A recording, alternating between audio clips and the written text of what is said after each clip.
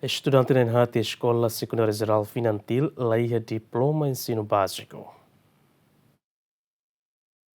Dirigente Eskola Sekundária Jerál Finantíl hatete dadaunya escola detecta estudante na'in-4 mak laiha diploma ensinu básiku nia, mas que estudante sirne ativo ia processo aprendizagem. Adjunto diretor Finantíl na informa kata, bahira estudante sira ia on 12º ano, obrigatório estudante sira tem que completa documento diploma ensinu básico ou de submete ba Ministério da Educação, hafung estudante sira ne beletuir fale exame nasional. Que documentos mos laiha e termasuk ni na'in mos laiha. Ne maka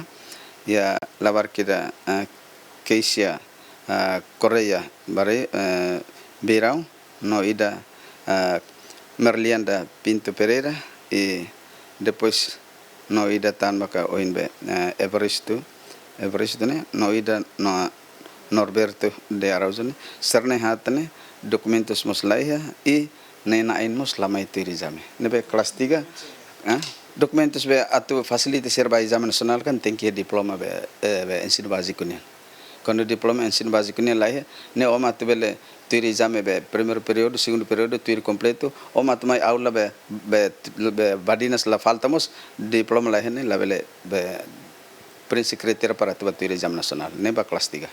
Problema diploma ne la OSD acontece ba estudante sira e ensino básico balo, mas be acontecemos ba estudante universitário balo, nebe mak alegadamente falsifica diploma secundária geral, nebe foi na lesne Ministério da Educação detecta tolo nolo racing Lamberto da Silva, GMN.